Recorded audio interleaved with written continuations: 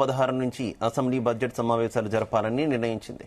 అలాగే ప్రభుత్వ ఉద్యోగులకు భద్రత భరోసా కల్పించేలా నిర్ణయాలు తీసుకుంది. అదే సమయంలో రైతు భరోసాపై ఎలాంటి నిర్ణయమూ తీసుకోలేదు. ఇప్పటికే అందాల్సిన రైతు భరోసా ఇకపై లేదన్న సంకేతాలు వినిపిస్తున్నాయి. మరోవైపు మెట్రో స్వాధీనం చేసుకోవాలని నిర్ణయించింది. ఈ కీలక మంత్రివర్గ భేటీకి మంత్రి తుమ్మల నాగేశ్వరరావు గైర్ హాజరవడంపై పలు అనుమానాలు వ్యక్తమవుతున్నాయి. ఇక కేబినెట్ నిర్ణయాలపై ఇవాళ డిబేట్లో మనం చర్చించబోతున్నాం.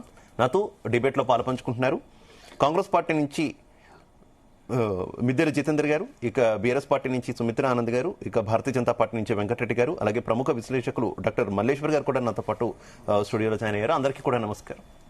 ముందుగా జితేందర్ గారు, మీతోనే స్టార్ట్ చేస్తున్నా. ఏంటి నిన్న తీసుకున్నటువంటి డెసిషన్స్? ముఖ్యంగా ఉద్యోగులకి కొంత వరాల జల్లు కురిపించారు. అలాగే హైదరాబాద్ నగరానికి సంబంధించి కొన్ని కీలక డెసిషన్స్ తీసుకున్నారు. అందులో మెట్రో కూడా ఒకటి, అంటే అభివృద్ధికి సంబంధించినటువంటి డెసిషన్స్తో పాటు మెట్రో స్వాధీనానికి సంబంధించినటువంటి డెసిషన్ కూడా తీసుకున్నటువంటి పరిస్థితి. ముందు ఏమైతే డెసిషన్స్ తీసుకున్నారో వాటి గురించి మాట్లాడదాం, తర్వాత ఏమైతే తీసుకోలేదో అవి కూడా డిస్కస్ చేద్దాం. ఏం చెప్తారు కేబినెట్ భేటీలో తీసుకున్న డెసిషన్స్ కి సంబంధించి? ముందుగా మీకు ప్యానెల్లో ఉన్న ప్రజలందరికీ నమస్కారాలండి.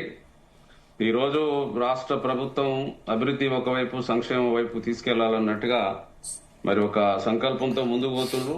అదేవిధంగా లాస్ట్ టైం పెట్టినటువంటి 3,04,965 కోట్లతో రాష్ట్ర బడ్జెట్ ని ప్రవేశపెట్టిండ్రు. మరి మేము 6 గ్యారంటీలు మిగతా అనేక రకాలుగా హామీలు ఇచ్చినాము. అవన్నీ పూర్తి చేసుకోవడానికి మరి ఈ రోజు ప్రయత్నం చేస్తాము. ఒకవైపు ఉద్యోగుల సంక్షేమం, అదేవిధంగా మిగతా సంక్షేమాలు రాష్ట్రంలో ఉన్నటువంటి అట్టడుగు వర్గాల వారికి సంక్షేమ ఫలాలు అందిస్తూ ముందుకు పోవాలన్నట్టుగా భావంతో మరి ముందుకు పోతున్నాం. మరి ముఖ్యంగా దీంట్లో మనకు రవాణా సౌకర్యం అనేది చాలా గొప్పది. ఇది ఎందుకంటే ఈ రోజు మహిళల కోసం ఉచిత బస్సు కానీ, తర్వాత మెట్రో కూడా మరి దాన్ని మరి ఇప్పుడు ఈ రోజు మళ్ళీ చేయలేని పరిస్థితులు వస్తే మరి రాష్ట్ర ప్రభుత్వం చేయడం అనేది ఒక గొప్ప పరిణామం, మంచి పరిణామం. ఎందుకంటే రవాణా వ్యవస్థ అనేది మెరుగుపరిస్తేనే అన్ని రకాలుగా మనకు జీవనోపాధి కూడా పెరుగుతుంది, జీడిపి కూడా పెరుగుతుంది. మరి అదేవిధంగా రాష్ట్రంలో ఉన్నటువంటి పరిస్థితులు చూస్తే మరి మన జరిగినటువంటి పెట్టుబడుల విషయం, ముఖ్యంగా దీంట్లో రావాల్సింది ఏంటంటే పెట్టుబడులు కూడా చాలా ఇంపార్టెంట్ దీనికి.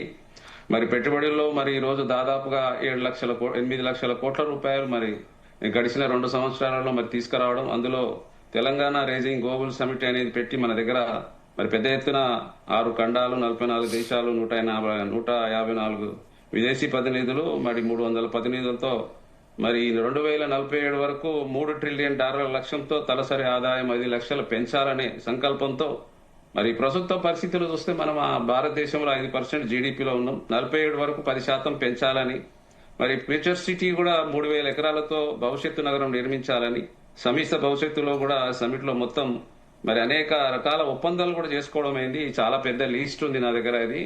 కాబట్టి ఒకవైపు సంక్షేమం, ఒకవైపు అభివృద్ధి, అదేవిధంగా ఒకసారి సంపద సృష్టించాలి, ప్రజలకు పంచాలి అనే లక్ష్యం. కాబట్టి ప్రభుత్వం ఏంటంటే పేద ప్రజల కోసం ఈ రోజు అనేక రకాల ప్రవేశపెట్టినటువంటి పథకాలు. మరి సన్నబియ్యం చూస్తే మీ అందరికీ తెలుసు, మరి 3,20,00,000 మందికి సన్నబియ్యం ఇస్తున్నాం, 1,00,000 రేషన్ కార్డు. జితేందర్ గారు, మీరు మెట్రో గురించి చెప్పారు, శుభ పరిణామం అంటూ. కాకపోతే ప్రభుత్వం మీద భారం కదా, ఎందుకంటే ఇప్పటికే రాష్ట్ర ప్రభుత్వం మీద అప్పుల భారం చాలా ఎక్కువగా ఉంది. అలాగే సంక్షేమ పథకాలు కంటిన్యూ చేస్తున్నారు, వాటి భారం కూడా ఉంది. పూర్తి స్థాయిలో సంక్షేమ పథకాలు ఎందుకు అమలు చేయలేకపోతున్నారంటే అప్పుల భారం ఎక్కువైపోయిందనే మీరు వివరణ ఇచ్చుకునేటటువంటి పరిస్థితి. అటువంటి సందర్భంలో 13,000 కోట్ల రూపాయల ఎల్ఎన్టీ అప్పులు ఇప్పుడు ప్రభుత్వం నెత్తిన మీద పడుతున్నాయి. అలాగే 2,000 కోట్ల రూపాయలు ఇప్పటికప్పుడు ఎల్ఎన్టీకి ప్రభుత్వం చెల్లించబోతుంది. ఈ భారాన్ని ఎలా భరించబోతున్నారు? ఇదే భారం, ఇదే వైబిలిటీ కాలైనటువంటి, అంటే మెట్రో లాభాల్లో కాదు నష్టాల్లో నడుస్తుంది అనేటటువంటి పరిణామంలో మరోసారి మెట్రో ఫేజ్ 2 కూడా విస్తరిస్తామంటూ కూడా ప్రభుత్వం ముందుకు వస్తున్నటువంటి పరిస్థితి. ఏ రకంగా భరిస్తారు ఇదంతా? ఇది రవాణా సౌకర్యం అనేది మెరుగ్గా ఉండాలండి. ఇప్పుడు ఎల్ఎన్టీ అనేది చేతులు ఎత్తేసినప్పుడు ప్రభుత్వం అనేది చూడాల్సిన బాధ్యత కదా, అది గాలికి వదిలేయం కదా. దీన్ని రవాణా వ్యవస్థ ముఖ్యంగా ఉంటేనే ఇప్పుడు దేశాలు కానీ, రాజ్యాలు కానీ, ఏదైనా రాష్ట్రాలు కానీ అభివృద్ధి చెందుతాయి. ఇప్పుడు ఉన్న పరిస్థితిలో ఉన్నటువంటి మెట్రోని ఇంకా దాన్ని ఇప్పుడు పెద్ద ఎత్తున పెట్టుబడులు తీసుకొస్తున్నాం, సంపద సృష్టిస్తాం, అనేక రకాలుగా ట్యాక్సుల రూపకంగా రాష్ట్ర ఉన్నటువంటి సంపద పెద్ద సృష్టించిన తర్వాత డబ్బులు వస్తాయి. కాబట్టి చేయడానికి అన్ని రకాలుగా ఆలోచన చేస్తున్నాం. వృధా ఖర్చులు లేకుండా ఈ రోజు చూస్తుండే కదా, ఎక్కడ కూడా ఎటువంటి ఆరోపణలు లేకుండా, అవినీతి లేకుండా గడిచిన 2 సంవత్సరాలలో మరి నడుపుతా ఉన్నాం కదా. దీని పరంగానే మరి ఉన్నటువంటి మెట్రోని మరి అలా వదిలేయలేం. కాబట్టి ఇది ప్రజా రవాణా వ్యవస్థ. ఉన్నటువంటి అప్పులు పెద్ద సమస్య కాదండి. మనకున్నటువంటి వనరులో భారతదేశంలో దాదాపుగా ఈరోజు ఐటీ రంగం చూసుకోండి, ఈరోజు హైదరాబాద్లోనే 10 లక్షల మంది ఐటీ రంగంలో పనిచేస్తా ఉన్నారు. మరి అట్లా చూస్తుంటే మనకు ఇప్పుడు చూస్తున్నారు హైదరాబాద్ని అనేక రకాలుగా అభివృద్ధి చేస్తున్నాం. మనకు సంపద సృష్టించడము, మరి పంచిపెట్టడము, అప్పులు తీర్చడం, మరి గడిచినటువంటి 10 సంవత్సరాలలో మరి ఆ నీళ్లు, నిధులు, నియామకాల విషయంలో గత ప్రభుత్వం అనేక రకాలుగా ఇబ్బందులు పాలైంది, ఫెయిల్ అయింది, కుంభకోణాలు ఉన్నాయి, మరి అప్పుల పాలైంది. మరి వాటిని ఒకవైపు తీరుస్తూ ముందుకు పోవాలనే సంకల్పంతో మేము బాధ్యతగా చేస్తున్నామండి. అది తప్పకుండా అది ఉన్నటువంటి సమస్యలు పరిష్కరించే ప్రయత్నం చేసి మెరుగైన సౌకర్యాలు కల్పించాలి కదా ప్రజలకు. Right, okay okay. సుమిత్రానంద్ గారు, సుమిత్రానంద్ గారు, నా ఆడియో క్లియర్ గా ఉంది కదా మీకు? క్లియర్ గా ఉందండి. సుమిత్ర గారు, మీరు ఏం చెప్తారు? నిన్న కేబినెట్ తీసుకున్నటువంటి డెసిషన్స్ కి సంబంధించి ప్రధానంగా ఈ మెట్రో అంశంకు సంబంధించి విభిన్నమైనటువంటి అభిప్రాయాలు వ్యక్తం అవుతున్నటువంటి సిచ్యువేషన్ కదా, ఏం చెప్తారు? మీకు వెంకటరెడ్డి గారికి, జితేందర్ గారికి, మల్లేశ్వర్ గారికి, జీ తెలుగు న్యూస్ ప్రేక్షకులకు గుడ్ మార్నింగ్ అండి. జై తెలంగాణ. ఇక్కడ మంత్రివర్గ సమావేశం ఊరించి ఎందరో ఎదురు చూస్తున్నటువంటి సందర్భంలో రైతు భరోసా ఎగవేత మీద స్పష్టత ఇచ్చిందండి. ఉద్యోగులకు డిఏ బకాయిల మంజూరు మీద, వాయిదా మీద. అవన్నీ కూడా సుమిత్రానంద్ గారు, సారీ ఫర్ ది ఇంటరప్షన్, అవన్నీ కూడా డిస్కస్ చేద్దాం. అంటే ఫస్ట్ తీసుకున్న డెసిషన్స్ గురించి మాట్లాడదాం, తర్వాత ఏమేమి తీసుకోలేదు అవి కూడా డిస్కస్ చేద్దాం. ఫస్ట్ తీసుకున్న డెసిషన్స్ మీద ప్లీజ్. దీని మీద స్పష్టత ఇచ్చింది. ఇక తీపి కబుర్కు మీడియా ఇచ్చేటువంటి నిర్వచనం, సరే తీసుకున్న డిసిషన్ అనుకుంటున్నాం. ఉద్యోగులకు తీపి కబుర్ అనే దానికి మీడియా ఇచ్చే నిర్వచనం చూస్తా ఉంటే విడ్డూరంగా ఉందండి. సహజ మరణాలకు 10 లక్షలు ఉద్యోగులకు, అది ఉద్యోగుల కుటుంబాలకు అవుతుంది, కానీ అది కూడా తీపి కబుర్ ఎట్లయితుంది?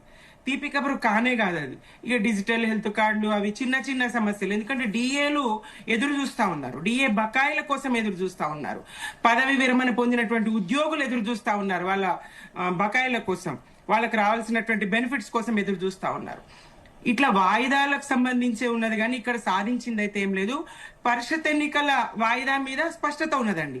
కేంద్రం మీద నెపం నెట్టి బీసీల రిజర్వేషన్లు తేలిన తర్వాతనే పరిషత్ ఎన్నికలు అనేటువంటి దాని మీద స్పష్టత ఉన్నది.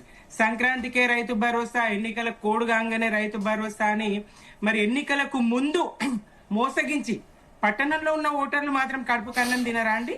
అక్కడ రైతులు లేరా? వాళ్ళని మోసగించి మేము ఇవ్వబోతున్నామని చెప్పి మరి దాని మీద ఎలాంటి మాట లేదు. అన్ని మీడియా ఛానల్ కూడా రైతు భరోసా మీద స్పష్టత ఇవ్వనున్నది, నిర్ణయం తీసుకోనున్నది, కీలకం అంశం అని చర్చ చేసిండ్రు. ఎక్కడ ఆ టాపికే లేదు, ఎప్పుడు ఇస్తామనేటువంటి ఇదే లేదు. గత యాసంగి సన్నవడ్ల బోనస్ ఎగవేసింది, అరాకొర రుణమాఫీ చేసింది, ఇప్పుడు కూడా ఈ రైతు భరోసా ఎగవేసింది. కేసీఆర్ గారు ఎన్నికలకు ముందు స్పష్టంగా చెప్పిండ్రు, మరి కాంగ్రెస్ కోటేస్తే రైతు బంధుకు రామ్ రామ్ చెప్తారు, దళిత బంధుకు జై భీమ్ చెప్తారు, ఇవ్వరు అని. ఎందుకు ఇవ్వము? మేమేమన్నా అవులగాళ్ళమా? మేమేమన్నా దివానాగాళ్ళమా? మేము ఎందుకు ఇయ్యము? ఒక్క పంటకే ఇస్తున్నాడు, 2 పంటలకే ఇస్తున్నారు ఎవరు? కేసీఆర్ గారు 3 పంటలకు ఇవ్వాలి కదా అని చెప్పేసి నోటికి ఎంత వస్తే అంత మాట్లాడి, మేము రైతు కూలీలకు ఇస్తాం, కౌలు రైతులకు ఇస్తాం అని చెప్పి ఇవాళ ఎగవేసి రైతన్నలను ముంచుతున్నది, రైతన్నలను వెన్ను విరుస్తున్నటువంటి కాంగ్రెస్ ప్రభుత్వం తీరు మరి అలా ఎదురు చూసిరండి రైతులందరూ కూడా. ప్రధానంగా ఏం చర్చ జరుగుతుందా అని, అది లేదు. ఇక జరిగిందేముందని, ఒరిగిందేమున్నదని ఇక్కడ చర్చించదగ్గ అంశాలు అయితే ఏమీ లేవండి. వైద్యవి టీవీని మరి వాళ్ళు పేరు మార్చి దాన్ని అటానమస్ ను ప్రభుత్వానికి ఇచ్చేస్తూ అదొక నిర్ణయం. పెద్దగా దీంట్లో చర్చించదగ్గ అంశాలైతే ప్రజలకు ఈ మంత్రివర్గ సమావేశము చేసినటువంటి మేలైతే ఏమీ కనిపించదండి. ఇక్కడ ఐటీ రంగంలో 10 లక్షల ఉద్యోగాలని చెప్పేసి జితేందర్ గారు చెప్తారు. ఎవరి చలువండి? బీఆర్ఎస్ వైఫల్యంతో కాదు, బీఆర్ఎస్ ముందు చూపుతోని, బీఆర్ఎస్ చేసినటువంటి అభివృద్ధితోని ఆ ఉద్యోగాలు ఐటీ విశేష అది అన్ని రకాలుగా బీఆర్ఎస్ తెలంగాణకు అభివృద్ధికి పాల్పడ్డారు. జితేందర్ గారు అన్నట్టు అప్పుడు కాదండి, కుంభకోణాలు అప్పుడు కాదు, ఇప్పుడు జరుగుతా ఉన్నాయి. ఈ 2 ఏళ్ల పాలనలో లెక్కలేనని కుంభకోణాలు, అవినీతి స్పష్టంగా ముఖ్యమంత్రి గారే చెప్తా ఉన్నారు. 1000 కోట్లు గాంధీ కుటుంబానికి ఇవ్వాల్సి వస్తుందని. ఇలా శాంతి భద్రతల సమస్య ఉన్నది రాష్ట్ర వ్యాప్తంగా. ఒక దగ్గర మత ఘర్షణలు అయితాయి, ఒక దగ్గర రాజకీయ కలహాలు అయితాయి, ఒక ఎన్నికల కేంద్రంలో పోలీస్ అధికారులనే మరి రైట్. ఓకే సుమిత్ర గారు, డిస్కస్ చేద్దాం. లేదండి ఒక్క నిమిషం. ఇట్లా ఏ రకంగా చూసినా అటు శాంతి భద్రతల సమస్యలు గాని, ఇటు పాలనాపరమైన వైఫల్యాలు గాని స్పష్టంగా ఈ కాంగ్రెస్ పాలనలో కనిపిస్తా ఉన్నాయి. కుంభకోణాలు కనిపిస్తా ఉన్నాయి. ఏదో రేషన్ కార్డులు ఇచ్చి మరి ఏ రాష్ట్రంలో రేషన్ కార్డులు ఇవ్వనట్టు, గతంలో మేము ఇవ్వనట్టు మాట్లాడుతుంది. రేషన్ కార్డులు మేము బీఆర్ఎస్ 6.5 లక్షలు ఇచ్చినాం. అన్ని రాష్ట్రాల్లో ఈ ప్రక్రియ నిరంతరం కొనసాగుతుంది. ఇందులో విశేషం ఏం లేదండి. Okay, right. వెంకటరెడ్డి గారు, నా ఆడియో క్లియర్ గా ఉందా మీకు? ఉంది, క్లియర్ ఉంది. వెంకటరెడ్డి గారు, మీరు ఏం చెప్తారు ఈ కేబినెట్ డెసిషన్స్ కి సంబంధించి? ముఖ్యంగా మెట్రో మీదే ఇందాక నేను ప్రస్తావించినట్టే విభిన్నమైనటువంటి అభిప్రాయాలు వస్తున్నటువంటి పరిస్థితి కదా, మీరు ఏం చెప్తారు? ఇప్పుడు ఒకటి, లైవ్ లో ఉన్న మిత్రులందరూ కూడా నమస్తే. ఇప్పుడు ఒక 2-3 నిర్ణయాలు ప్రభుత్వం చేసినట్టుగా మనకు కనపడుతున్నటువంటిది. సరే, ప్రజలు ఆశించినటువంటి నిర్ణయాలు చేసినారా లేదా అనేటువంటిది మీరు తర్వాత చర్చ పెడతామన్నారు. కానీ ఇప్పుడు ప్రధానంగా కనపడుతున్నటువంటిది ఏమిటంటే, ఇలా మీడియాలో హైలైట్ చేసినటువంటిది ఉద్యోగస్తులకు, పెన్షనర్లకు సంబంధించినంత వరకు క్యాష్లెస్ డిజిటల్ ఆరోగ్య పథకం అనేటువంటిది ప్రవేశపెట్టేటువంటి పరిస్థితులపై నిర్ణయం చేసినట్టుగా కనపడుతున్నట్టు. దీంట్లో పెద్ద ఆశ్చర్యపడాల్సినటువంటి అవసరం ఏంటిదండి. ఎందుకంటే నేను కూడా ఒక మాజీ ఉద్యోగస్తుని కాబట్టి దీంట్లో ఉండేటువంటి సాధక బాధకాలు ఏంటంటే, గతంలో ఉద్యోగస్తులకు ఆరోగ్య పథకం అనేటువంటిది మామూలుగా ఇవ్వడం అనేటువంటిది, సపోజ్ ట్రీట్మెంట్ చేసుకుంటే ఒక హాస్పిటల్లో ₹1,00,000 అవుతుంది. దాని రూల్స్ ప్రకారంగా 1,90,000 ఎంతో అంత కొంత శాంక్షన్ చేసే పద్ధతి గత అనేక సంవత్సరాలుగా ఏ ప్రభుత్వం ఉన్నప్పుడు కూడా పార్టీలకు అతీతంగా ప్రవేశపెట్టినటువంటిది. గతంలో కేసీఆర్ గారు ముఖ్యమంత్రిగా ఉన్నప్పుడు క్యాష్లెస్ అనేటువంటి దాని మీద ఒక జియో ఇచ్చినారు. అనేక కారణాలతో ఆయన ఇంప్లిమెంట్ చేయలేనటువంటి పరిస్థితి లోపల దాన్ని ఉద్యోగస్తులు అదే పద్ధతి లోపల ఉద్యమిస్తున్నటువంటి పరిస్థితి లోపల వల్ల దాన్ని ఒక కార్యరూపంలోకి తెచ్చినట్టుగా మంత్రివర్గం. కానీ ఒకటి గుర్తుపెట్టుకోండి, దీని మీద ఉద్యోగస్తులకు నమ్మకం లేదు, పెన్షనర్స్కు నమ్మకం లేదు. ఇది కాంట్రిబ్యూటరీ సిస్టమ్. కాంట్రిబ్యూటరీ అంటే సిస్టమ్ అంటే ఏమిటి? ఆరోగ్య పథకం కింద మూల వేతనంలో 1.5% ఉద్యోగస్తులు, పెన్షనర్ చెల్లించాలి. ఫర్ ఎగ్జాంపుల్ నా కేసు తీసుకోండి. కొత్తగా నేను ఎందుకు రాజకీయ విమర్శ కోసం పోవడం. సపోజ్ నా బేసిక్ పే ప్రకారంగా 1.5 అంటే ₹1,100 నెలకు నాకు నా జీతంలో నుంచి తగ్గిపోతాయి. కట్ చేస్తారు, డిడక్ట్ చేస్తారు. అదే మొత్తము గవర్నమెంట్ ఇస్తామని చెప్తున్నారు. ఈ గవర్నమెంట్ ఇస్తాము అనేటువంటి దాని మీద ఏనాడో కూడా భరోసా అనేటువంటిది ప్రభుత్వం మీద లేదు. ఎందుకంటే ఉద్యోగంలో పనిచేస్తున్నటువంటి వాళ్ళకి ఇవాళ పెన్షన్లు ఇచ్చే పరిస్థితి లేదు, గ్రాట్యుటీ ఇచ్చే పరిస్థితి లేదు, కమిటేషన్ ఇచ్చే పరిస్థితి లేదు. వాళ్ళు దాచుకున్నటువంటి డబ్బు, ఉద్యోగస్తులు మీరు గుర్తుంచుకోవాల్సింది మిత్రమా, ఉద్యోగస్తుల జీతంలో గవర్నమెంట్ ప్రావిడెంట్ ఫండ్ అనేటువంటిది ఒకటి ఉంటుంది. అది ఏజీ ఆఫీస్ మెయింటైన్ చేస్తుంది. మా జీతంలోకి వెళ్ళి నేరుగా ఆ ఖాతాలకు వెళ్తుంది. అవసరమైనప్పుడు మేము పిల్లల పెళ్లిళ్ళు కానీ, గృహ నిర్మాణాలు కానీ, ఆరోగ్యకరమైనటువంటి ఇబ్బందులు వచ్చినప్పుడు కానీ దాంట్లో నుంచి మేము డ్రా చేసుకుంటాం. మా డబ్బు అని మీరు గుర్తుపెట్టుకోండి. గవర్నమెంట్కి నోవే కన్సర్న్. గవర్నమెంట్ వాడుకుంటుంది ఆ డబ్బును. అది కొన్ని లక్షల జమ అవుతుంది అక్కడ, రిటైర్ అయిన తర్వాత వాడుకుంటారు అనేటువంటిది. ఆ డబ్బు కూడా ఇచ్చే పరిస్థితి లేదండి. వల్ల మొన్న ఏఎస్ఐ చనిపోయినాడు.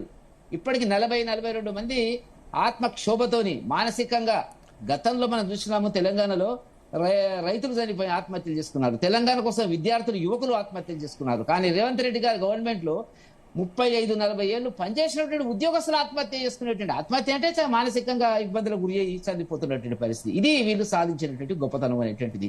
కాంట్రిబ్యూటరీ ఎట్లా, దానికి గ్యారంటీ ఎక్కడుంది? ప్రభుత్వం ఏం చేస్తుంది? ఇప్పుడు ఇవాళ ఉద్యోగస్తుల జీతంలో కొంత వాడుకునే పరిస్థితి ఏర్పడుతుంది. గ్యారంటీ ఏముంది దానికి చెల్లిస్తారని అంటే మీరు అడగచ్చు. ఎందుకంటే అది ప్రభుత్వం కదా గ్యారంటీ అని. ఇచ్చే ఉన్న డబ్బులకే గ్యారంటీ లేదు. 9,000 కోట్ల రూపాయలు ఇప్పుడు చెల్లించాలా రిటైర్ అయినటువంటి వాళ్ళకు. ఇంకా కొంతమంది రిటైర్ కాబోతున్నారు. ఒక అస్తవ్యస్త ఆర్థిక సంక్షోభంలోకి రేవంత్ రెడ్డి గారు, కాంగ్రెస్ గవర్నమెంట్ ఈ తెలంగాణ ఆర్థిక వ్యవస్థను నెట్టినాడు అనేటువంటిది. తెలిసి నెట్టినాడా, తెలియక నెట్టినాడా? అధికారంలోకి రావడానికి అనేక వాగ్దానాలు చేసినాడు. ఇప్పుడు మేడం అన్నట్టుగా, సుమిత్ర గారు అన్నట్టుగా ఏంటంటే 5 డిఏలు బాకీ ఉన్నవి. ఒక్క డిఏ ఇస్తే, నేను ఎప్పుడు చూడలేదు, నేను 30-40 సంవత్సరాలు పనిచేసిన, ఒక డిఏ ఇస్తే 30 వాయిదాల్లో చెల్లిస్తారు. డిఏ అంటే ఎంత ఉంటుందండి? మా అంటే 1,000-2,000 రూపాయలు పెరుగుతుంది ఆ ఉద్యోగస్తుల స్థాయిని బట్టి. కాబట్టి ఈ రకమైనటువంటి పద్ధతి లోపల ప్రభుత్వ వ్యవస్థను నడుపుకుంటూ ఏదో ఇచ్చాము తీపి కబురు అని చెప్పడానికి వీల్లేదు. రెండో పాయింట్ వాళ్ళు తీసుకున్న నిర్ణయం ఏంటంటే, మెట్రోకు సంబంధించి మెట్రో మీద చాలా కాంట్రవర్సీ నడుస్తుంది. మెట్రోకి చాలా సందర్భాల రేవంత్ రెడ్డి గారు, కిషన్ రెడ్డి గారు ఏం చేస్తున్నారు, ఎందుకు పర్మిషన్ తెస్తలేడు, ఢిల్లీకి వెళ్ళి ఎందుకు తెస్తలేడు అనేటువంటిది. కిషన్ రెడ్డి గారు చాలా సందర్భాల్లో ఎప్పుడు జరిగింది అంటే, ఫస్ట్ మీరు మెట్రో పరిస్థితి, మీరు కొత్త అగ్రిమెంట్ రావాలనుకున్నప్పుడు ఉన్న సంస్థకి ఇస్తారా, మీరు నడుపుతారా, ఏం చేస్తారండి, అది సెటిల్ చేయకుండా ఇప్పుడు చివరికి ఏం చేస్తున్నారు, మేమే నడుపుతామన్నారు. అది ప్రభుత్వ వ్యవస్థలు అవునన్నా కాదన్నా ప్రభుత్వ వ్యవస్థలు బాగుపడాలా, అవి అభివృద్ధి చెందాలా, వాటి ఫలితాలు ప్రజలకు సామాన్యుడికి అందాలనేటువంటి దాంట్లో నమ్మేటువంటి దాంట్లో నేను ఒక వ్యక్తిని నా వ్యతిరేకంగా లేదు. కానీ అన్ని వేల కోట్ల డబ్బు ఇప్పుడు ఎక్కడి నుంచి తేవాలా? 15,000 కోట్లు వాళ్ళ క్యాపిటల్ 2,000 కోట్లు తీసేస్తే, ఇలాంటి వాళ్ళ తీసేస్తే 13,000 కోట్లు తెచ్చి అప్పులు తెచ్చి, అంటే దీన్ని ఏంటంటే ఒక ఆదాయం కింద ఇది బాగా బంగారు బాతలా కనపడుతున్నటువంటిది. అనేక రకాల కాంట్రాక్టులు దీంట్లో లభిస్తాయి కాబట్టి వాడుకునేటువంటి పద్ధతి లోపల భవిష్యత్ అవసరాల కోసం ఇంత పెద్దది ఎక్కడుందండి? మీ ఢిల్లీలో ఉందా, బాంబేలో ఉందా, బెంగళూరు ఉందా? ప్రభుత్వం నేరుగా నిర్వహించేటువంటి పరిస్థితి వాళ్ళు అవునన్నా కాదన్నా ఉండదండి. కొన్నిటికి వాటికి సంబంధించినటువంటి ప్రైవేట్ సంస్థలు నాణ్యతతో పనిచేస్తాయి, ఎక్స్పర్ట్స్ ఉంటారు అక్కడ. ఇవన్నీ రాజకీయాలు దీంట్లో ప్రవేశపెడతారు, దాన్ని కొలాప్స్ చేస్తారు. మూడో నిర్ణయం వాళ్ళు చేసినటువంటిది అంటే కాంగ్రెస్ ఆఫీసుల కంట జాగాలు ఇస్తారంట. వాటి గతంలో కేసీఆర్ గారు ఇచ్చినారు, ఇప్పుడు వీళ్ళు ఇస్తున్నారు. ప్రభుత్వం అంటే పప్పు బెల్లంలాగా ఇచ్చేయడం అనేటువంటిది. భూముల కేంద్రంగా ప్రభుత్వాలు పనిచేస్తున్నాయి, భూముల కేంద్రంగా ఆదాయ వనరులు సమీకరించుకుంటున్న పరిస్థితులు కనపడుతున్నటువంటిది. పేదలకు కట్టడానికి, ఇల్లు కట్టడానికి ఏమో జాగాలు ఉండవు, కానీ పార్టీల గట ఎందుకు ఇవ్వాలంటే పార్టీలకు ఏం అవసరం ఉందండి? ఏ పార్టీకైనా ఎందుకు ఇవ్వాలా? మీరు కట్టుకోలేరా? నేను అడుగుతున్న ప్రశ్నది. అంటే ఏంటి? దీన్ని ఒక రియల్ ఎస్టేట్ మాఫియా కింద తీసుకుపోయేటువంటి పద్ధతులపై నిర్ణయాలు చేసినట్టుగా కనపడుతున్నటువంటిది. మిగతా నిర్ణయాలు మీరు చర్చకు పెడతా ఉన్నారు కాబట్టి. రైట్, ఓకే వెంకటరెడ్డి గారు. సో మల్లేశ్వర్ గారు, మీ ఒపీనియన్ ఏంటి? నిన్న జరిగినటువంటి క్యాబినెట్ భేటీకి సంబంధించి అన్ని పార్టీల నాయకులు అయితే అన్ని అంశాలు కూడా దాదాపుగా ప్రస్తావించినటువంటి పరిస్థితి. ముఖ్యంగా ఉద్యోగులకు సంబంధించినటువంటి అంశంలో మనకి వెంకటరెడ్డి గారు చెప్పారు, సుమిత్రా ఆనంద్ గారు చెప్పారు, అసలు ఉపయోగమే లేదు దాంతో అన్న చందాన వారు మాట్లాడుతున్నటువంటి సిచ్యువేషన్. ఇక మెట్రో విషయాన్ని కూడా వారు ప్రస్తావించినటువంటి పరిస్థితి. ఏం చెప్తారు? ముందుగా ప్యానెల్లో ఉన్నటువంటి మిత్రులకు మరి జీ తెలుగు ప్రేక్షకులకు నమస్కారం. వాస్తవంగా మంత్రిమండలి సమావేశంలో ఒక ఉద్యోగులదే కాకుండా రైతులది, తర్వాత మిగతా విషయాల మీద కూడా కొంత డిస్కషన్ జరుగుతుంది. తర్వాత పంచాయతీ ఎన్నికలకు పోతారేమో అనే ఒక ఆలోచన కూడా ఉండే. ఎందుకంటే నిన్న తీసుకున్న నిర్ణయాలు కొంత అంటే ఉద్యోగులకు కొంత వరంగా ఉన్నా కూడా ఉద్యోగులకు ఒక ఆరోగ్యశ్రీ పథకం, ఆరోగ్య పథకంతో కొంత సేఫ్ అయితే ఉన్నారు, కానీ వాళ్ళ బాధలు మామూలుగా లేవు. ఎందుకంటే ఇప్పటికీ ఒక 5 డిఏలు పెండింగ్ ఉన్నాయి అనే దాని మీదనే ఆ ప్రస్తావన చేస్తున్నటువంటి పరిస్థితి చూస్తున్నాం. ఇప్పుడు రైతుల కాడికి వస్తే రైతు భరోసా ఇస్తారు అనే దాని మీద దాదాపుగా అంటే ఈ నీకు సీజన్ అంతా కూడా అయిపోతా ఉన్నది. నీకు రబీ సీజన్ అంతా కూడా ఇక్కడ ఫిబ్రవరి మాసంలో, అంటే దానికి అదృష్టం కొద్ది కాంగ్రెస్ కలిసి వచ్చింది అంటే పంచాయతీ ఎన్నికల్లో కోడ్ వచ్చింది భరోసా ఇవ్వకుండా, తర్వాత మున్సిపల్ ఎన్నికలు వచ్చినాయి. ఇప్పుడు మరి ఇవ్వడానికి సరే మరి ఎటువంటి ఆలోచన చేస్తారు అనే దాని మీద చూస్తున్నాం. కానీ నిన్న తుమ్మల నాగేశ్వరరావు గారు నీకు హాజరు కాకపోవడము, ఇది చర్చ లేదు అనేది కొంత ముందే ఒక సమాచారము మన ఎక్స్పెక్టేషన్స్ ఉన్నాయి. అయితే ఇక్కడ అంతా కూడా ఏంటంటే నీకు ఉద్యోగుల చుట్టే ఉద్యోగులకు వరాలు అనే దాని మీద చెప్పుకుంటా ఉన్నాం. కానీ ఉద్యోగుల కాడికి వస్తే ఏంటంటే కొంత ఈ మధ్య కాలంలో వెంకరెడ్డి సార్ కూడా ప్రస్తావించిండు. ఎందుకంటే ఆ పెన్షన్ రాక ఒక అంటే జాప్యంతో ఆరోగ్యానికి సంబంధించినటువంటి ఖర్చులు లేక చనిపోయిండు అనే ఒక వార్త ఏదైతే ఉందో కొంత ప్రభుత్వాన్ని కదిలిచ్చిందని. అంటే రైతు బంధు కేసీఆర్ ఇచ్చినప్పుడు రైతు బీమా కూడా చేసిండు. అంటే చనిపోయిన రైతులకు 5 లక్షల రూపాయలు రైతు బీమా ఇచ్చినట్టే దాంతో చాలా కుటుంబాలు, చాలా అగమ్యగోచరంగా ఉన్నటువంటి కుటుంబాలు రైతు చనిపోయినాక వాళ్లకు ఎలాంటి ఇబ్బందులు లేకుండా ఎవరి మీద ఆధారపడుకుంటున్నటువంటి బతికినటువంటి పరిస్థితి మనం చూసినాం. ఇప్పుడు ఉద్యోగుల కాడికి వస్తే ఏంటంటే ఈ స్కీమ్ వల్ల వాస్తవంగా చెప్పాలంటే చాలా అడ్వాంటేజ్ ఈ స్కీము. కాకపోతే అంటే మనకు పెండింగ్ డిఏలు కావచ్చు, ఈ ఐఆర్ ఇటువంటి సమస్యలు కొంత మనకు ముందు లేకపోవడం వల్ల ఏంటంటే ఎక్కడ మనకు రాని దాని గురించి ఆలోచిస్తా ఉంటాం, వచ్చిన దాని గురించి సంబరపడేది తక్కువనే ఉంటుంది. అయితే దాదాపుగా 3,56,000 రెగ్యులర్ ఉద్యోగులకు కావచ్చు, పెన్షనర్స్ కావచ్చు. పెన్షనర్స్ కూడా తక్కువ లేరు, ఎందుకంటే 2,88,000 పెన్షన్ అంటే లెక్కల ప్రకారం ఉన్నారు.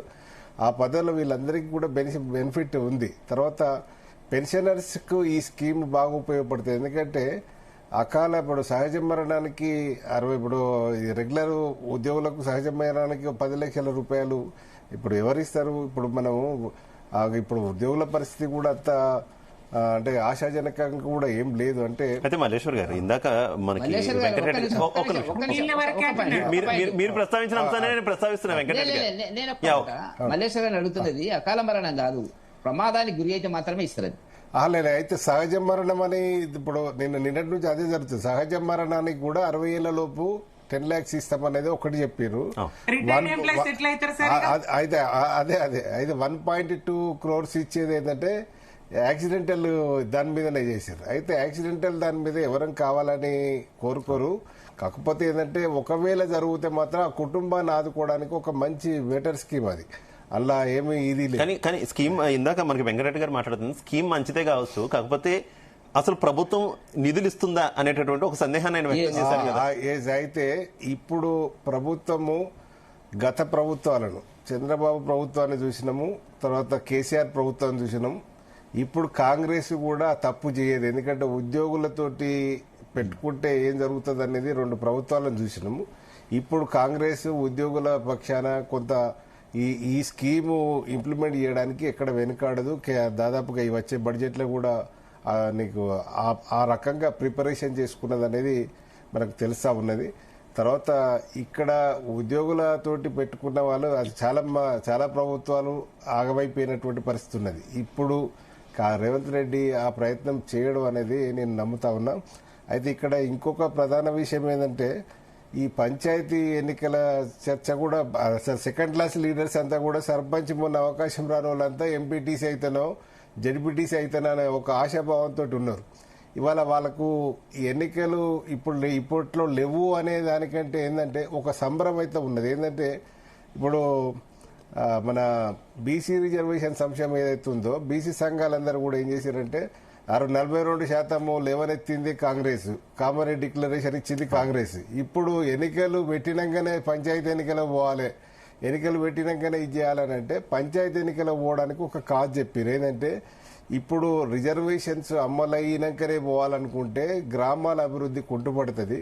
దాదాపుగా మనకు 15th ప్లాన్ లో దాదాపుగా మనం 3,000 కోట్ల దాకా రావాలనే దాని మీద ఒక అప్పీల్ చేసింది ప్రభుత్వం. కొంత చర్చ కూడా జరగలేదు, ఎందుకంటే అది బ్యాలెట్ పార్టీల పరంగా లేదు కనుక అది కొంత సమసిపోయింది. దాదాపుగా ఇప్పుడు 3 విడతలుగా నిధులు కూడా అంటే రేవంత్ రెడ్డి గారు చెప్పినట్టు కేంద్ర ప్రభుత్వం కూడా విడుదల చేసింది. అంటే వాళ్ళు ఏంటంటే ఎన్నికలు పెట్టరేమో అనే దాని మీద ఈ 15వ ఆర్థిక సంఘం సంబంధించింది ఏదో అడ్డు పెట్టిరు, కానీ ఇప్పుడు ఎన్నికలు పెట్టిరు, అది మంచి సజావుగానే నడిచింది. ఎందుకంటే ఇప్పుడు ఇక మిగతాయి కూడా వస్తాయి, ప్రాబ్లం ఏం లేదు. ఇక్కడ జరిగిందంతా కూడా ఏంటంటే ఈ ఎన్నికల ఈ పంచాయతీ ఎన్నికల 42% నెపము కాంగ్రెస్ మీద. ఇప్పుడు బీఆర్ఎస్ కావచ్చు, బీజేపీ కావచ్చు, మీరు ప్రపోజల్ పెట్టింది మీరు ఎందుకు చేయకుండా ఎన్నికల పోతున్నారంటే రేపు ఎంపీటీసీ జెడ్పీటీసీ ఎన్నికలది బాగా ప్రభావం పడుతుంది అనే దాని మీద కొంత ఈ ఎన్నికలు తేల్చుకున్నాకనే పోదామనే దాని మీద ఒక ప్రయత్నం చేస్తున్నట్టు అవపడతా ఉన్నది. ఏదేమైనప్పటికీ కూడా పంచాయతీ ఎన్నికలు ఈ 42% నిజంగానే ఇదే కాజు కనుక ఈ కాజును చూపెట్టే కనుక వాయిదేస్తే కాంగ్రెస్ ను అభినందించాలి. ఇప్పుడు ఎందుకంటే ఫైటింగ్ అయినా చేస్తారు అనే ఒక ఆశ అయితే ఉంటుంది. సరే సాధిస్తామా లేదా అనేది తర్వాత ముచ్చట. ఓకే, జితేందర్ గారు అందరికి క్వశ్చన్ ఒకటే, రైతు భరోసా ఏమైంది, ఎందుకు ఇవ్వలేకపోతున్నారు? ముఖ్యమంత్రి గారే స్వయంగా చెప్పారు, ఎన్నికలు అయిపోయిన వెంటనే ఎన్నికల కోడ్ ఉన్న తర్వాత వెంటనే కూడా మీ అకౌంట్లలో డబ్బులు జమ అయిపోతాయి అంటూ కూడా ఆయన చెప్పారు. ఆయన మాటకు కూడా విలువ లేదా? ఈవెన్ కేబినెట్ భేటీలో కూడా డిస్కస్ చేయనటువంటి సిచ్యువేషన్ ఏంటి? అసలు ఎక్కడ ఉంది సమస్య? ఒకటండి, రైతు భరోసా అనేది ఏకపోవడం అనేది లేదండి. రైతులే కదండి ఈ రాష్ట్రానికి. ఇప్పుడు మనకు ఉన్నటువంటి రైతు వ్యవసాయ ఆధారితమైనటువంటి రాష్ట్రం. మనం అటు ఉద్యోగాలు గాని ఇటు సంక్షేమం గాని రైతుల కోసం చేయకపోవడం అనేది లేదు. మొదటి నుంచి రైతుల సంక్షేమం కోసం అనేక రకాలుగా చేసిందండి, చేయకపోవడం ఏమి లేదు. గడిచినటువంటి సంవత్సరంలో రైతులకు ఉచిత విద్యుత్కి 16,691 కోట్లు ఖర్చు పెట్టింది. రైతు భరోసా కోసం మీరు 21,000 కోట్లు చేసింది.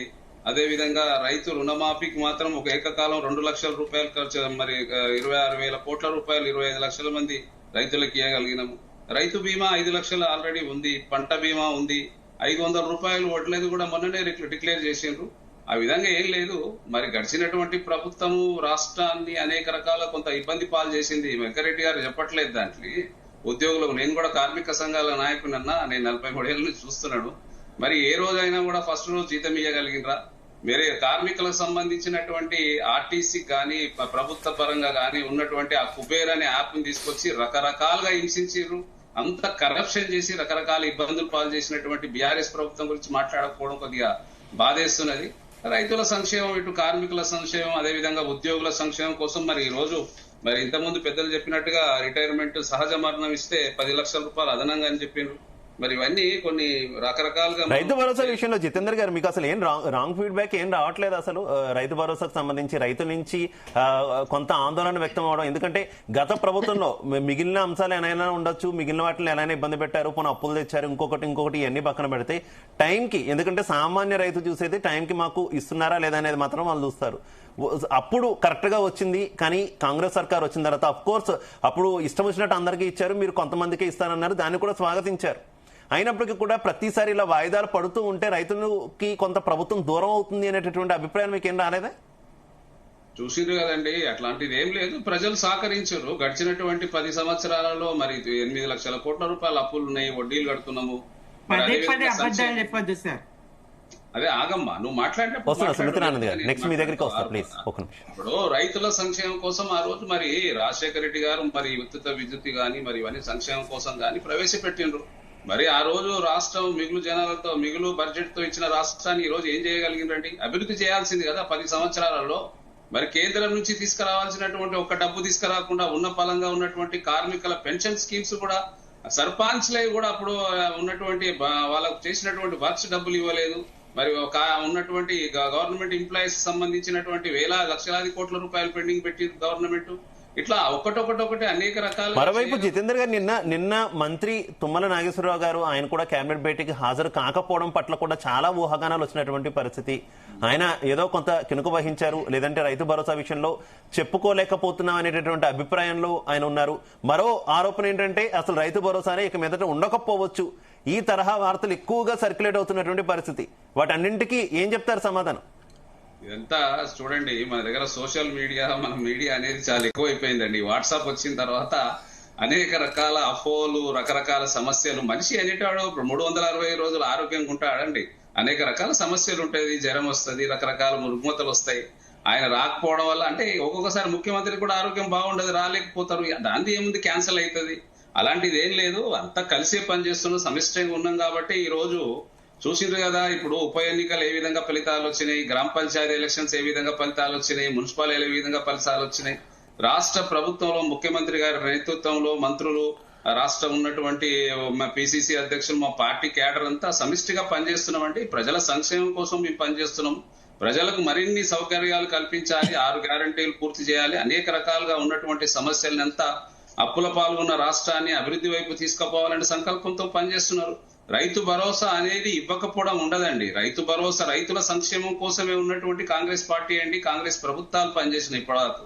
ఇంతకుముందు గడిచినటువంటి కాలంలో రాజశేఖర రెడ్డి గారు మరి ఆ రోజు మరి ఊరేస్తే ఊరి అన్నటువంటి కేసీఆర్ గారు ఈ రోజు చూడండి పంట ఎంత బ్రహ్మాండంగా వండుతుంది. ఆయన ఫామ్ హౌస్ ఏమో ఆయన ఓరేసుకొని మరి ఆయన రకరకాలుగా డబ్బులు ఆశిస్తాడు. మరి ఇక్కడనే ఓరేసుకుంటే ఊరి అన్నాడు. మరి ఈ రోజు వరి పండించుకొని డబ్బులు సంపాదిస్తున్నాడు.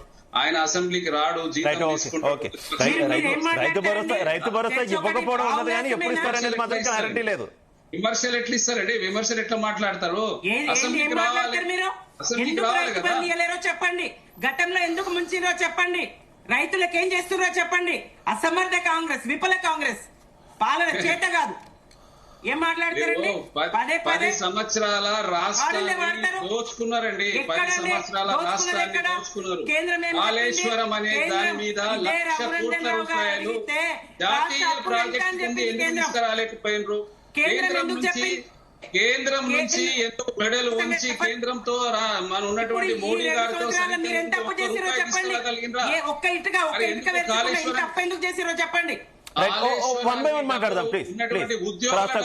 కార్పొరేషన్ల డబ్బులన్నీ డబ్బులన్నీ దోసుకున్నారు. విద్యుత్ కుంభకోణం, అన్ని కుంభకోణాలే. ఈ రోజు కేంద్రం నుంచి 10 సంవత్సరాలు ఏమి ఒక్క నిమిషం సుమిత్ర గారు ఒక్క నిమిషం ప్లీజ్ యా సుమిత్ర గారు కంటిన్యూ. జితేంద్ర గారు ఒక్క నిమిషం జితేంద్ర గారు ప్లీజ్. సుమిత్ర గారు కంటిన్యూ. కాంగ్రెస్ వాళ్ళు ముఖ్యమంత్రితో సహా సామాన్య కార్యకర్త వరకు ఎవరైనా చర్చలను తప్పుదారి పట్టిస్తా ఉంటారండి. చర్చను ఎక్కడికో అడిగింది ఒక ప్రశ్న ఒకటి, జవాబు ఒకటి వీళ్ళది. వీళ్ళు ఎందుకు రైతు బంధు ఇవ్వలేదు, ఎప్పుడు ఇస్తారు, ఎందుకు పదే పదే అబద్ధాలు చెప్తున్నారు. గతంలో రైతు బంధు ఎగవేసిన సందర్భం, ఒకే ఒక్క రైతు బంధు భరోసా ఇంతవరకు, అది కూడా 7,500 పంటకి ఇస్తామని చెప్పేసి 6,000 మాత్రమే ఇచ్చారు. పోనీలే 6,000 అయినా ఇప్పుడైనా ఇస్తారేమో అంటే అది కూడా లేదు. దాని మీద స్పష్టత ఉండదు. అప్పులని అబద్ధపు ప్రచారం చేస్తారు. రాష్ట్రం విడిపోయిన నాటికే 70,000 కోట్ల అప్పు రాష్ట్రానికి ఉన్నది. ఒకటి ఇదే బీజేపీ ఎంపీ రఘునందన్ రావు గారు పార్లమెంట్ అడిగితే రాష్ట్రానికి ఉన్నటువంటి అప్పు ఈ 70,000 కోట్ల అప్పు మైనస్ చేస్తే మరి 2,50,000 కోట్లు 30,000 కోట్లు ఉంది అని కేంద్రం చెప్పడం జరిగింది. పార్లమెంట్ సాక్షిగా చెప్పడం జరిగింది. 8 లక్షల కోట్ల అని ఒకళ్ళు, 7 లక్షల కోట్ల అని నోటికి ఎంత వస్తే అంత. బీఆర్ఎస్ గా చేసినటువంటి అప్పుకు ప్రతి రూపాయికి లెక్క. ఎన్ని శ్వేతపత్రాలు విడుదల చేయలేరండి. మేము లెక్క అనేక నిర్మాణాలు చేసినాం, అనేక ప్రాజెక్టులు, చెరువుల పుడకతీత, మరమ్మతులు, వ్యవసాయాన్ని స్థాయి అభివృద్ధి చేయడం, రైతన్నుకు వెన్నుదన్నుగా నిలబడడం, అన్ని రకాలుగా 1,63,000 ఉద్యోగాలు ఇవ్వడం, అందరూ అవుట్ సోర్సింగ్ ఎంప్లాయీస్ కి వేతనాలు పెంచడం, చాలా 1% ఉన్నటువంటి 9,000 ఉన్నటువంటి వేతనము మరి 27,000 స్థాయికి తీసుకుపోవడం, అన్ని వర్గాలను ప్రజల్ని కడుపులో పెట్టుకొని సాదుకున్న పాలన కేసీఆర్ గారి పాలన. 2 ఏళ్లలో రాష్ట్రాన్ని విధ్వంస పాలన, వినాశకర పాలన, ఏ రంగంలో అభివృద్ధి చూపించగలరా? దోచుకోవడం. ముఖ్యమంత్రి గారే స్పష్టంగా చెప్తున్నారు, ఢిల్లీకి 1,000 కోట్లు ఇవ్వాలి, గాంధీ కుటుంబానికి 1,000 కోట్లు ఇవ్వాలని. అదేదో వ్యక్తిగతమైన అంశంలాగా. ఇవాళ కూల్చివేతలు, విధ్వంసము ఇదే కదా. కుంభకోణాలు, హిల్టు భూముల కుంభకోణము, ఎస్సీయూ భూముల కుంభకోణము, లగచర్ల కుంభకోణము, అన్ని కుంభకోణాలమై నైని బొగ్గు గనులు. ఈ జాబ్ క్యాలెండర్ కాదండి, కుంభకోణాల క్యాలెండర్ రిలీజ్ చేయొచ్చు. వారానికి ఒక కుంభకోణం ఈ కాంగ్రెస్ ప్రభుత్వం చేసే పరిస్థితి ఉన్నది. ప్రజలందరినీ ఆగం పట్టించే పాలన తప్ప ఇంకేం లేదు. కడుపుకు అన్నం తింటలేదా కాంగ్రెస్ ప్రభుత్వము? కడుపుకు అన్నం తింటలేరా కాంగ్రెస్ నేతలు? రైతన్నకి ఎట్లా మోసం చేస్తారు, ఎట్లా అబద్ధం ఆడతారు. సంక్రాంతికి ఇస్తామని చెప్తారు, మళ్ళా ఎన్నికల కోడ్ ఉందని చెప్తారు, ఎన్నికల కోడ్ అయిపోగానే ఇస్తామని చెప్తారు. నిన్న మాట మాత్రంగా కూడా మాట్లాడరు. ఎగవేతనే కదా. ఈ భయంతోనే ఎన్నికలకు పోతలేదు, పరిషత్ ఎన్నికలకు ఈ భయంతోనే పోతలేదు. వీళ్ళన్నట్టుగా అన్ని ఎన్నికల్లో గెలుపు మాదే, సావు తప్పి కన్నులొట్టబోయినటువంటి ఫలితాలు. గతంలో మేమున్నప్పుడు 93%, 95% స్థానిక సంస్థల్లో వచ్చింది. మేమే కాదు, ఎవరు అధికారంలో ఉంటే వాళ్ళకు అనుకూలంగా స్థానిక సంస్థల ఫలితాలు వస్తాయి. ఎవరు అధికారంలో ఉంటే వాళ్ళకు అనుకూలంగా ఏ బై ఎలక్షన్ ఫలితాలైనా వస్తాయి. దాన్ని మరి అది బల్బ్ అనుకుంటే అది వాపేనండి, బల్బు కాదు. ఇప్పుడు ఆ దమ్ము ధైర్యం ఎందుకుంటలేదు? పరిషత్ ఎన్నికలకు పోయే దమ్ము ధైర్యం ఇప్పుడు ఎందుకుంటలేదు? ఎలాంటి ప్రయత్నం చేయకుండా కేంద్రం మీద నెపం నెట్టి అఖిల పక్షాన్ని తీసుకపోదు. నా కామారెడ్డి డిక్లరేషన్ లో 43% ఏదైతే బీసీలకు ఇస్తానటువంటి రిజర్వేషన్లకు సంబంధించి ఎలాంటి ప్రయత్నం చేయదు, ఎలాంటి పోరాటం చేయదు. బీసీల పక్షపాతిని చెప్పుకునేటువంటి కాంగ్రెస్ ప్రభుత్వము, మరి రాహుల్ గాంధీ గారు గాని, ప్రియాంక గాంధీ గారు గాని పార్లమెంట్ లో ఈ అంశాన్ని ఒక్కసారైనా బీసీల పక్షాన పోరాడినరా? బీసీల పట్ల లేదు, రైతుల పట్ల లేదు, ఉద్యోగుల పట్ల లేదు, నిరుద్యోగుల పట్ల లేదు, విద్యార్థుల పట్ల లేదు. పిట్టల్లాగా రాలిపోతున్నారు గురుకులాల్లో విద్యార్థులు. పిడికెడు నాణ్యమైన అన్నం పెట్టే పరిస్థితి లేదు. ఇది కాంగ్రెస్ పాలన, ఇది విఫల పాలన. వెంకటరెడ్డి గారు అసలు రైతు భరోసా ఎందుకు వేయట్లేదు అంటే కొంత అప్పుల భారం రాష్ట్ర ప్రభుత్వం మీద ఉన్నటువంటి పరిస్థితిని కాంగ్రెస్ నేతలంతా వివరిస్తున్నటువంటి పరిస్థితి. మరోవైపు 15,000 కోట్లు, 13,000 కోట్లు ప్లస్ ఈ 2,000 కోట్లు మెట్రోను మాత్రం స్వాధీనం చేసుకుంటున్నారు. ఏంటి ఇక్కడ ప్రయారిటీస్ ఏంటి, ఏమనుకోవాలి? అఫ్ కోర్స్ ఇందాక జితేంద్ర గారు చెప్పినట్టు కీలకమైనటువంటి మౌలిక సదుపాయాలు కావాలి, హైదరాబాద్ లాంటి మహానగరానికి అన్ని ఉండాలి. కానీ ప్రయారిటీ ఏది అంటే మాత్రం ఇక్కడ తేలిపోతున్నటువంటి పరిస్థితి కదా. మెట్రో విషయంలో కార్పొరేట్లకే ప్రభుత్వం అనుకూలమైనటువంటి వ్యాఖ్యలు వినిపిస్తున్నాయి కదా, ఏం చెప్తారు? వాస్తవమే. వాళ్ళ నాయకుడు రాహుల్ గాంధీ గారు రాజ్యాంగం పుస్తకాన్ని పట్టుకొని తిరుగుతుంటాడు. ఏంటంటే కార్పొరేట్లకు దోషిపెడుతుంది భారతీయ జనతా పార్టీ అనేటువంటిది గత కొంతకాలంగా చేస్తున్నటువంటి నిరాధారమైనటువంటి ఆరోపణలు మనం గమనించినప్పుడు ఇక్కడ ఏం జరుగుతుందండి? ప్రభుత్వము కార్పొరేట్ సెక్షన్ను తానే సొంతంగా తీసుకొని దీంట్లో పెద్ద రాజకీయాలు ఉన్నాయి. ఇది మామూలుగా నేను ఇంతకుముందు చెప్పినట్టుగా ఏ ప్రభుత్వంలో ఉండనివ్వండి, కానీ ఇటువంటి పెద్ద ప్రాజెక్టులను ప్రభుత్వాలు నిర్వహించడం అనేటువంటిది అంత ఈజీ కాదు. అక్కడ రాజకీయాలు వస్తాయి, ఎమ్మెల్యేలు ఇన్వాల్వ్ అవుతారు, ఎంపీలు ఇన్వాల్వ్ అవుతారు, మంత్రులు ఇన్వాల్వ్ అవుతారు, ప్రతిరోజు జోక్యం చేసుకుంటారు. ఆఖరికి వచ్చినప్పటికీ ఏంటంటే దాన్ని దివాలా తీసే పరిస్థితి కనపడుతున్నటువంటిది. కాబట్టి ఇవల్ల ఆ నిర్ణయం అనేటువంటిది కొంత సాంకేతిక పరిజ్ఞానం ఉన్నటువంటి మేధా సంపత్తి కలిగినటువంటి వ్యక్తుల అభిప్రాయాలను తీసుకున్న తర్వాత చేస్తేనే బాగుంటుంది తప్ప ఏదో మనకు వచ్చేస్తుంది అని చెప్పి తీసుకుని మనం నిర్వహించగలుగుతామా లేదా, దాని సమర్థత ఎంత, దాంట్లో ఉండే సాంకేతిక పరిజ్ఞానం ఎంత అనేటువంటిది అనేక అపోహలు దీంట్లో రావడం జరుగుతున్నటువంటిది. ఒక స్థాయిలోకి వచ్చేటప్పటికీ గతంలో నేను సందర్భం కాకపోవచ్చు కానీ కేసీఆర్ గారు ఉన్నప్పుడు కూడా ఈ ప్రాజెక్ట్ ఆయన కేసీఆర్ గారు 2014లో ముందు ఎన్నికైనప్పుడు కొంత తాత్సారం చేయడం జరిగినటువంటిది. దీంట్లో పెద్ద పెద్ద మొత్తాలు చేతులు మారుతాయండి. కంపెనీలు పెద్దది 15,000 20,000 కోట్ల పెట్టుబడులు, వీళ్ళకి ఎన్నికల నిధులు కావాలా, వాటిని దుర్వినియోగపరిచేటువంటి పరిస్థితి కనపడుతుంటుంది. కాబట్టి ఆ చర్చకు నేను అంతకంటే ఎక్కువ పోను. కాకపోతే రైతు బంధుకు వచ్చేటప్పటికి 3 వాయిదాలు బాకీ ఉన్నాయండి. రైతు బంధు అన్నారు, రైతు భరోసా అన్నారు. రైతు బంధు ఉండి వాళ్ళ బంధును భరోసా అనే దానికి బంధు పెట్టినారు. ఇప్పుడు వీళ్ళు కనపడుతున్నటువంటిది వీళ్ళు ఏం చెప్పారు, కాంగ్రెస్ గవర్నమెంట్ గత గవర్నమెంట్ కంటే కూడా వాళ్ళు 10,000 ఇస్తే మేము 15,000 ఇస్తామన్నారు.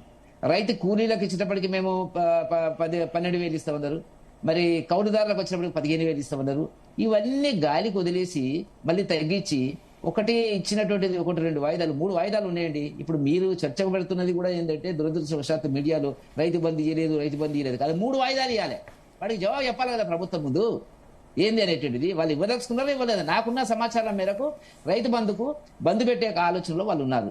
స్లోగా మొన్ననే కొంత కట్ చేసినారు. సైంటిఫిక్ వాళ్ళు ఏం చేస్తున్నారు, దీంట్లో శాస్త్రీయత లేదు, మీరు పొలం వ్యవసాయం చేసినారా లేదా.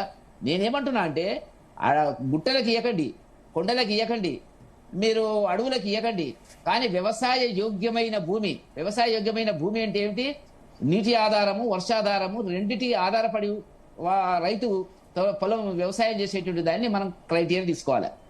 ఒకసారి ఏమైతుంది, ఒక పంట పండుతుంది, ఒక పంట పండదండి, వర్షం పడుతుంది, పడదు. కాబట్టి రైతుల వల్ల పెద్ద కమతాలు ఉన్నటువంటి వాళ్ళని వదిలేయండి సార్.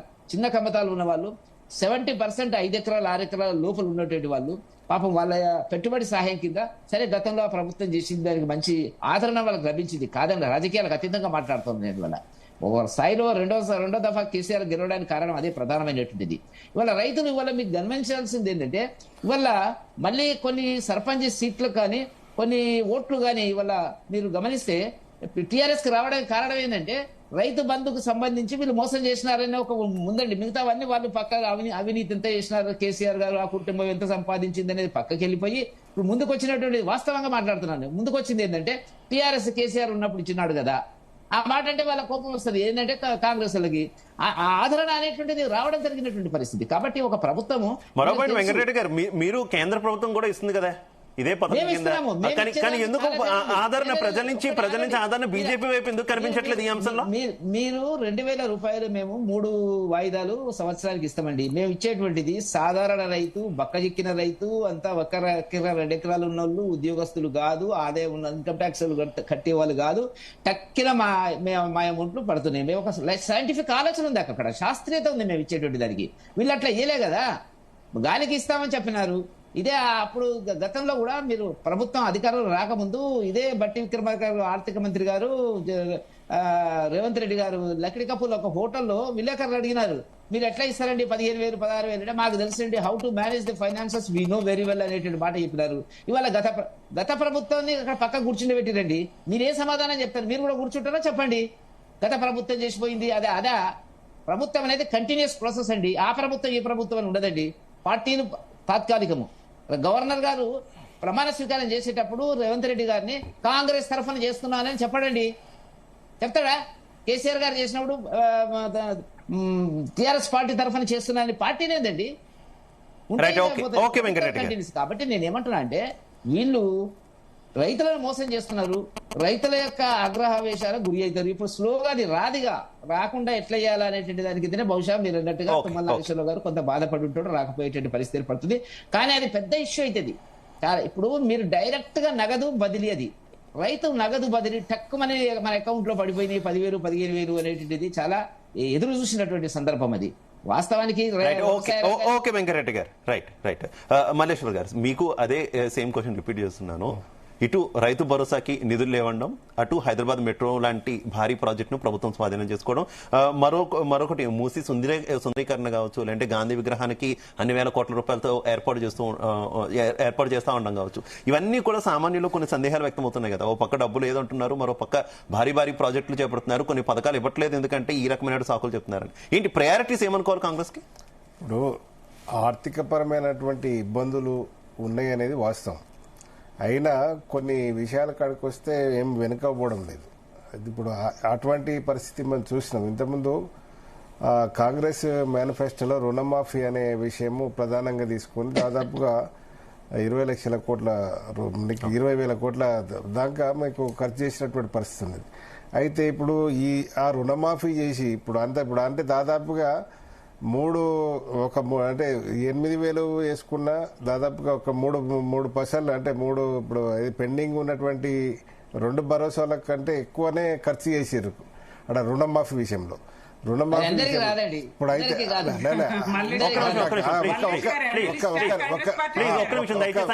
ఒక్క నిమిషం ఇప్పుడు అవి అక్కడ కూడా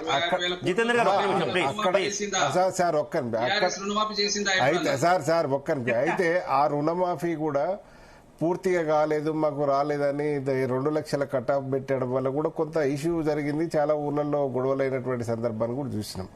ఇప్పుడు ఇదేంటంటే ఈ ఫుల్ ప్లేడ్జ్ అంటే ఒక పథకము పూర్తిగా ఇంప్లిమెంట్ చేయకపోతే దాని ఎఫెక్ట్ ఏ రకంగా ఉంటుంది అనేది మనం చూస్తూ ఉన్నాం. ఏదేమైనప్పటికీ కూడా ఇప్పుడు సన్న వడ్ల దానికి బోనస్ కూడా దాదాపుగా 514 కోట్ల అంటే పెట్టిరు నడుస్తున్నదమ్మా. ఇంటికి ఇవ్వలేదు అని అంటే ఇప్పుడు అది మీ ప్రతిపక్షాలు మాట్లాడాల్సిన మీ రాజకీయ పార్టీలు కాదు కదా.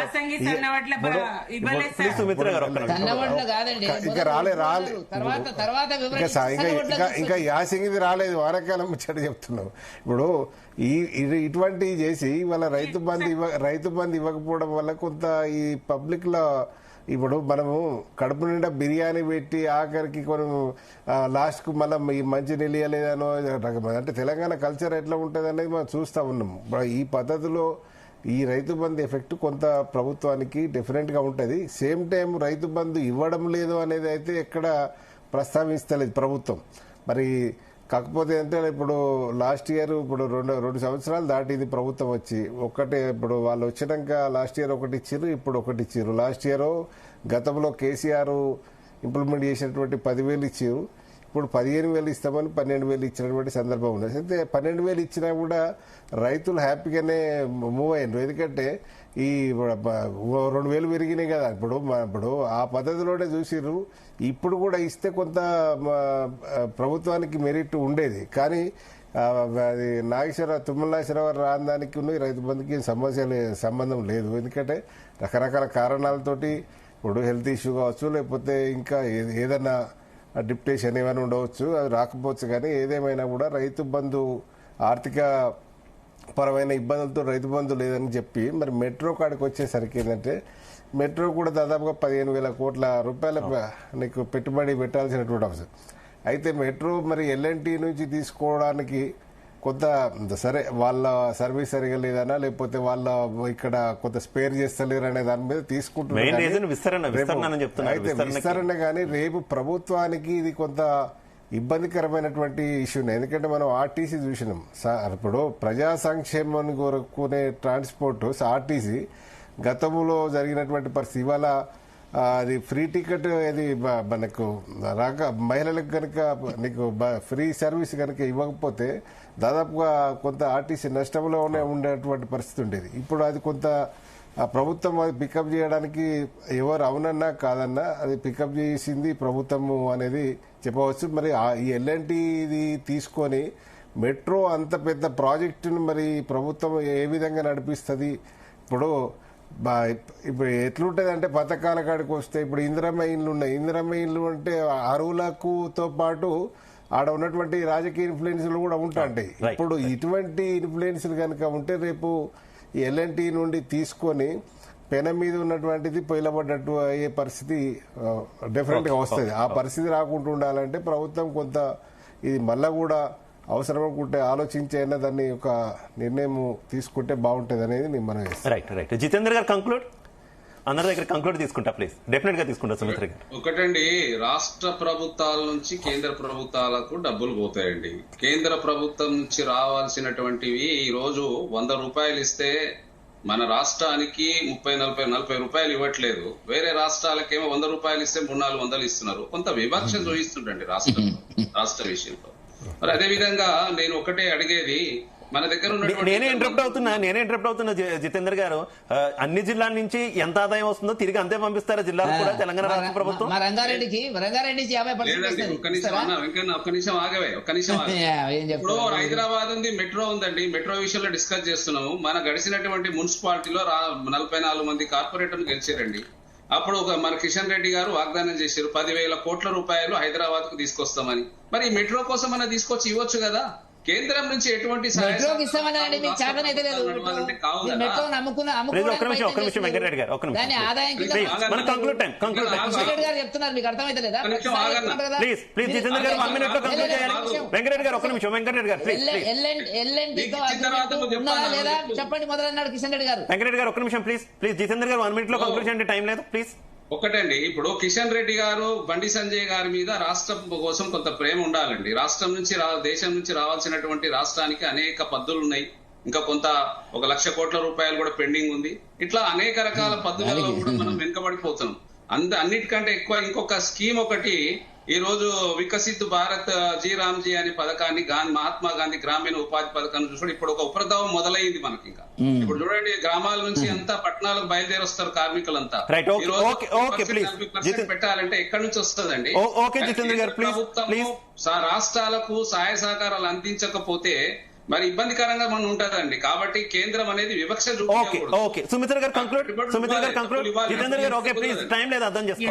ఇక మల్లేష్ గారిని ఏమని పిలిచిండ్రో నాకైతే తెలియదు, అనలిస్ట్ అని. కానీ ఆయనైతే పక్క కాంగ్రెస్ లీడర్ లాగా మాట్లాడుతున్నారు. ఆయన మాటల్ని నేను ఖండిస్తా ఉన్నా. తెలంగాణ కల్చర్ ను అవమానిస్తూ బిర్యానీ పెట్టి మంచి నీళ్ళు ఇయ్యలేదని అలిగే బాపతని చెప్పడం జరిగింది. ఖండిస్తా ఉన్నా ఈ మాటల్ని. అట్లాగే ఈ కాంగ్రెస్ ప్రభుత్వము రైతులను మోసం చేసింది. రేవంత్ రెడ్డి గారు స్పష్టంగా చెప్పిన రుణమాఫీకి సంబంధించి ఎక్కడికెళ్ళి చేయగలుగుతావయ్యా అంటే, ఒక 6 నెలలు కడుపు కట్టుకుంటే, ఒక 6 నెలలు అవినీతి చేయకపోతే ఎడమ చేయితోనే ఈ 40,000 కోట్లు చెల్లిస్తా అన్న అతను 21,000 కోట్ల దగ్గరనే ఆగిపోయిండు. అందరికీ రుణమాఫీ జరగలేదు. రైతులను ముంచిందెంత, రైతులకు ఇచ్చిందెంత? అన్ని వర్గాలకు ఎగవేసే పాలననే, ఎగవేతల పాలననే, కేసీఆర్ గారి సంక్షేమ పథకాలను కోతకొస్తున్న పాలనే ఈ కాంగ్రెస్ పాలన జరుగుతూ ఉన్నది. పరిషత్ ఎన్నికలకు పోయే ధైర్యం లేదు. బీసీలను మోసగించింది. ప్రధానంగా శాంతి భద్రతల నెలకొల్పడంలో వైఫల్యం చెందుతా ఉన్నది. హోంమంత్రి ఆయన దగ్గరే పెట్టుకొని రేవంత్ రెడ్డి గారు అటు ఒక పసికందు మరణం కూడా కుల వివక్షలు, మత ఘర్షణలు, పోరాటాలు జరుగుతున్నాయండి. వెంకటరెడ్డి గారు కంక్లూడ్. ఇప్పుడు ఒకటండి, కాంగ్రెస్ వాళ్ళు కళ్ళు ఉన్నాయా లేదా, వాళ్ళకి ఏమైనా ఆర్థిక వ్యవస్థ గురించి అర్థమవుతుందా లేదా? రాహుల్ గాంధీ దగ్గర నుంచి ఇక్కడ రేవంత్ రెడ్డి గారి వరకు 12 లక్షల కోట్ల రూపాయలు గత 10 సంవత్సరాల లోపల మేము కేంద్ర ప్రభుత్వం ద్వారా వివిధ పథకాలకు ఇవ్వడం జరిగింది. ఇవ్వాలా ఆ హక్కు ఉంది రాష్ట్ర ప్రభుత్వానికి, ప్రజలకు. నేను కాదంటలేను. మేము 100 రూపాయలు ఇస్తే 42 రూపాయలు వస్తున్నది అంటే ఎట్లా వస్తుందండి? 15వ ఆర్థిక సంఘం 16వ ఆర్థిక సంఘం రికమెండేషన్స్ కు లోబడే ఉంటుంది తప్ప అన్ని రాష్ట్రాలకు ఎక్కడే ఒక పద్ధతి ఉంది. మీరు చెప్పండి. మరి ఇప్పుడు వ్యతిరేకించండి. అట్లా కాదు, ఎట్లా పంచాలనేటువంటిది. కేంద్ర ప్రభుత్వం నడవద్దా? డిఫెన్స్ నడవద్దా? నేవీ నడవచ్చా? దేశ రక్షణ అవసరం లేదా? ఎంతసేపు మీరు కర్ణాటకలో ఇక్కడ అక్కడ 3 రాష్ట్రాలకు పరిమితమైన ఒక ప్రాంతీయ విద్వేషాలను రెచ్చగొట్టేటువంటి ఒక జాతీయ పార్టీ అని చెప్పుకున్నటువంటి కాంగ్రెస్ పార్టీ సిగ్గుపడాల్సినట్టు ఎట్లా మార్చాలో చెప్పండి. ఇగో ఏ జిల్లాకి ఎంత ఇచ్చామని బుక్ పబ్లిష్ చేసామండి. ఏ జిల్లాకు జిల్లా వారీగా వివిధ స్కీముల కింద బుక్ పబ్లిష్ చేసాం. కావాలంటే వాళ్ళకి పంపిస్తా. కాబట్టి నేను ఏమంటున్నా అంటే, చేతగాక ఇచ్చిన హామీలను చేయలేక నిర్వీర్యమైనటువంటి పరిస్థితుల వల్ల కేంద్ర